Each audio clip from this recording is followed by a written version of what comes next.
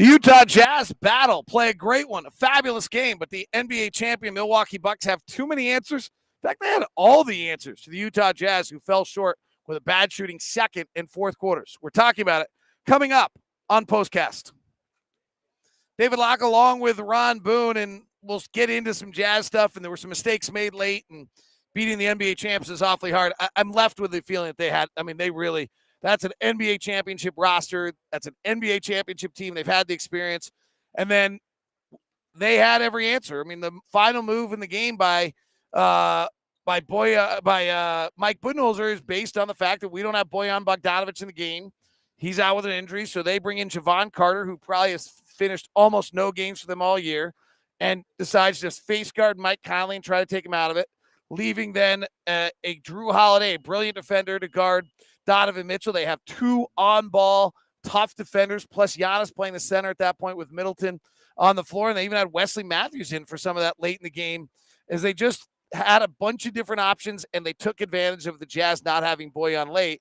And the Jazz offense was not good in the fourth quarter, shooting 6 of 20 and 1 of 10 from three. Not only the fourth quarter, the second quarter there as well. Only 20 points in that second quarter. But you're absolutely right about the guard line for the Milwaukee Bucks, making the guard line of the Utah Jazz work very, very hard in order to make things happen out there on the floor. Now, when the Jazz were able to get out ahead of that, they were able to come up with some pretty good things. But for the most part, that half-court offense, and I was very impressed with Holiday and Carter's ability to get over screens. I mean, they got over screens and made the Jazz offense have to rescreen in order to make something happen out there on the floor. So the backcourt, I thought, regardless of how many points Giannis scored or how many points Middleton scored in the ballgame, I thought the backcourt was the key factor. Daniel House got hurt 7 minutes into the game with a knee injury that didn't look great, frankly, the way he left the game. You never like a guy leaving with a knee injury. I'm not sure I've ever felt like there's a knee injury where someone left and it looked great. Hopefully it's not serious. The Jazz without Bojan Bogdanovic, they had to scramble a little bit. And as Ron mentioned, that second quarter, they shoot 5 of 20. This fourth quarter, they shoot 6 of 20 or 6 of 21 maybe by the end. They had a brilliant first quarter. They hit 10 threes early. And then you really picked up on what the Bucks did to change to try to take the Jazz out of that.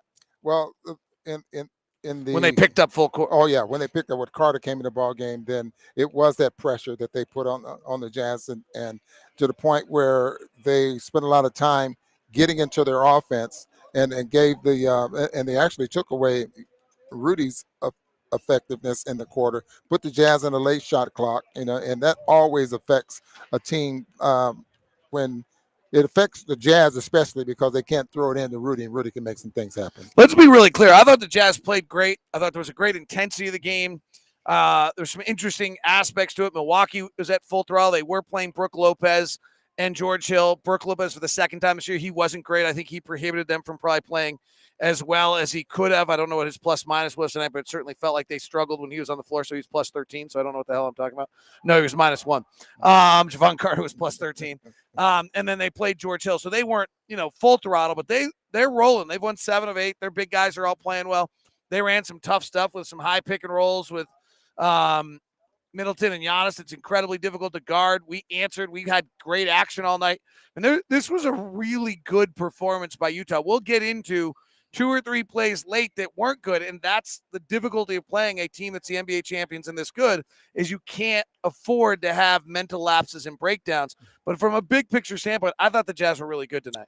I thought they were good there as well, and for what they were putting out there on the floor, in particular, David, you said without Bojan, he wasn't there. House gets hurt, so now you wonder, okay, where is some more shooting and some more wing defense going to come from? The Jazz were forced to play Walker a few minutes, Butler a couple of minutes there, but then Giannis and Mitchell and Royce O'Neal had spent almost 40 minutes out there on the floor. So shorthanded, I thought the Jazz hung in there and did a great job, but you can't be shorthanded against a team like the Milwaukee Bucks. The most pressing question of the night just happened. Thurl Bailey's handing pies out to everybody, saying it's National Pie Day. Does he know it's National P.I. Day, not National P.I.E. Day? It's 3.14 day, not like it's not like pie. We're not supposed to be giving apple pies and cranberry pies and pumpkin pies out, but Thurl's so generous, he does it anyway.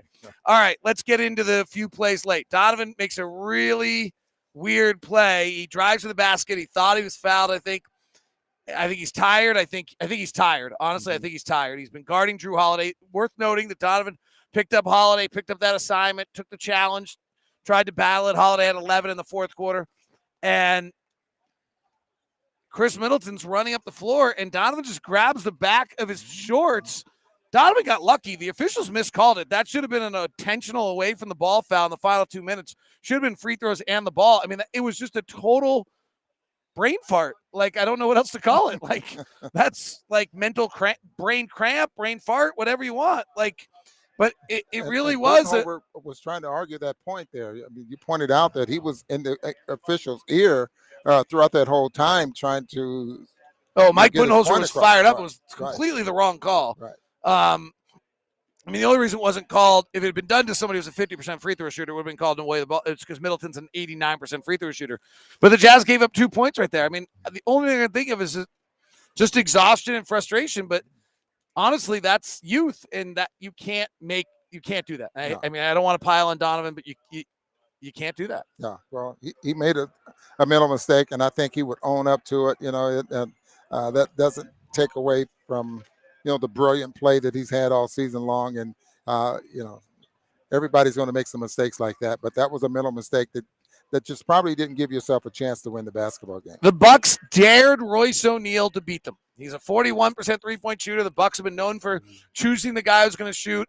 They had a guy who was wide open. He had a huge play. He's wide open for three, and he just doesn't pull the trigger. Right. And if the coaches trust him enough to be on the floor in those moments, he shoots 41% from three. He has to take that shot. Yeah, you got to take that shot. I mean, Quinn has said many, many times, you're open. He wants you to shoot the three. If you don't make it, you just don't make it. But, you work so hard to get those type of shots. And then when you pass them up, and you just mentioned, Royce is having a great year from the three-point line. I mean, he's a great percentage. Tonight, ended up doing 2 for 6. But you got to take that shot. And then another one, there's actually 2 more plays, and I don't want to pile on, but this is the difference between winning and losing games. I mean, that's what we're keeping score for a reason. I thought Tim LaComb made a good point. He thought Drew Holiday stealing it from Donovan on the double stacker, which is a brilliant play. They've run that play all night. Drew Holiday's basically done what Michael Jordan did to Karl Malone, which Drew Holiday did to Chris Paul or Devin Booker, whoever it was he stole it from in the NBA Finals, which he waited all night to suddenly make this move until he needed to, which was the minute Donovan went around that he accelerated, knocked away from behind, and got that steal. But I thought Tim made a good point that Donovan was so flustered by that time because of the brain cramp he had earlier that he thinks that turnover led into that. I think they all probably do play together. To give our listeners here a view of what really happened there, I mean, they're switching the guard to guard, they're switching. So they switch. Carter picks up Donovan, but Holiday still stays with it and comes from the backside. Donovan never saw him. He comes from the backside and comes up with the steal because Donovan is trying to protect the basketball away from Carter. But here's Holiday comes up from the backside. I might put that one in the side of great play to the Bucks more than Donovan. Absolutely, but I think absolutely. You got to have ball security. Right. Final one I got to point out also is tie game, and Rudy Gay, in my opinion, maybe I'll see the replay and be wrong, obviously fouls Drew Holiday. He's not playing well. Age is a pain in the you-know-what. Mm-hmm. I feel for Rudy Gay. He once was one of the great players in the game, and now his body and his mind are not together. But you cannot get a technical foul at that moment. Yeah, you cannot get a delay of game technical foul. And I actually think that led into everything else. You need to be a veteran with 15 years and be a calming force, not someone who brings the angst up on your team at that moment. That was really not very good either. Yeah, I totally agree with you. Probably don't have any more to add to that, but you can see that it was a play that probably should not have. Well, it was something that probably shouldn't have been done. But the big picture, played very well, shorthanded, fought through it. 2 bad offensive quarters, but an overall pretty strong game. Great game plan on Giannis. He shoots 7 free throws, but he only had 5 early. He doesn't get to the rim a great deal. Shoots 12 of 24. We saw Rudy's impact on that and the way they played it. A lot of really, really good stuff tonight. But those little things that you have to win ball games, they didn't do. And that's really probably why, 4 of 20 shooting, 5 of 20 shooting in the second quarter is as much an impact as any of those individual plays. 6 of 20 shooting in the fourth quarter is as much as any reason. But you can nitpick at those as just the little pieces that this team has got to grow out of to be able to beat a team that's the NBA champions. Yeah. I'm good. Wow. All right, he's got things to do. He can't have really agreed with me that much unless it's 11:20 at night and he wants to go home. See you. There's no way he actually agrees with me that much. Don't think we've broken through after 13 years together. Don't think that. See you.